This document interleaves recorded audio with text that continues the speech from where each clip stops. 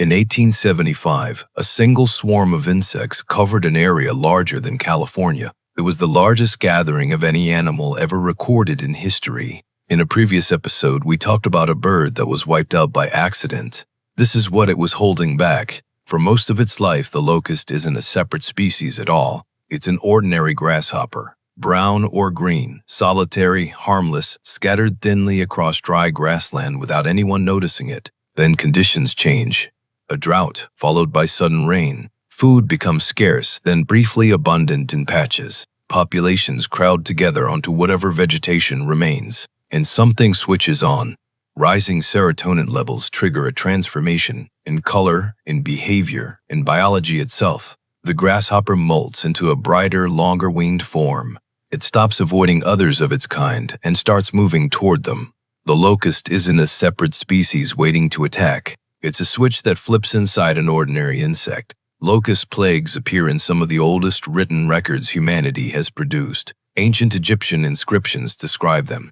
Chinese dynastic records track them across centuries. The Book of Exodus lists one as the 8th plague visited on Egypt. Nothing in that historical record compares to what happened in North America in 1875.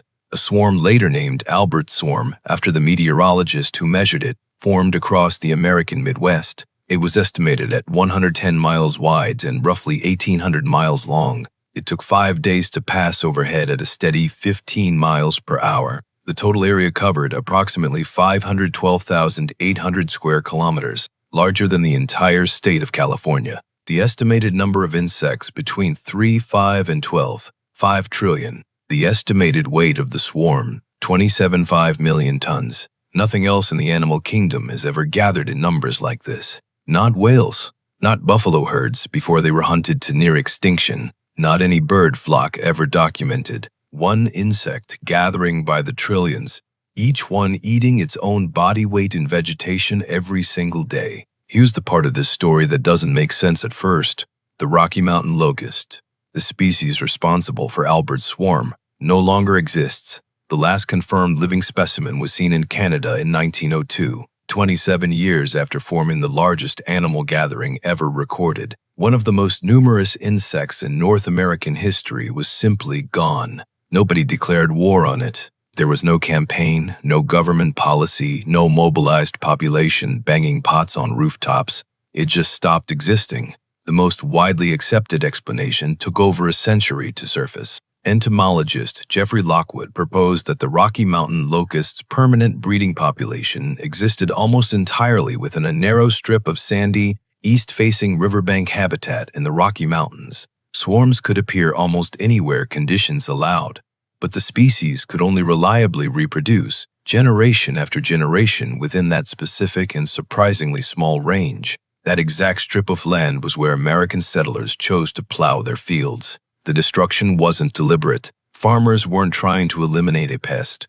They were planting crops, but each plow passed through that narrow breeding ground, destroyed locust eggs by the millions, and the species had nowhere else to fall back on. Lockwood drew a comparison that should make anyone uneasy. Today, the entire global population of monarch butterflies overwinters in a forest reserve in Mexico, covering a little over 200 square miles. If anything happens to that single area, the monarch could vanish the same way the Rocky Mountain locust did. Not through deliberate extermination, but through the quiet removal of one irreplaceable piece of ground nobody thought mattered. Humanity spent a fortune trying to kill a 25-gram bird on purpose. A few thousand miles and a few decades away, it erased trillions of locusts by accident without finding out it was happening until it already had. The mechanism that built the largest swarm in recorded history hasn't gone anywhere. Other locust species, different from the extinct Rocky Mountain locust, but governed by the same biological switch, still exist across Africa, the Middle East, and Asia. Between 2019 and 2022, East Africa experienced its worst locust crisis in decades. Swarms in Kenya, Ethiopia, and Somalia reached estimated sizes of up to 70 billion individuals, a fraction of what gathered in 1875, but still large enough to threaten the food security of tens of millions of people across the region. Unusual rainfall patterns following drought.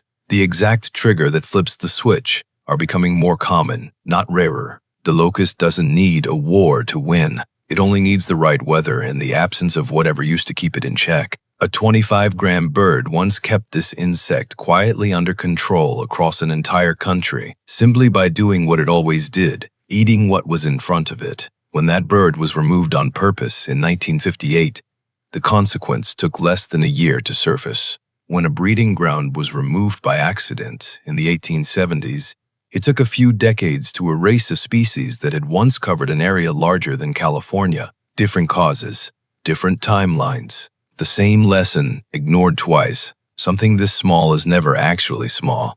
It's just waiting for the gap nobody noticed they left open.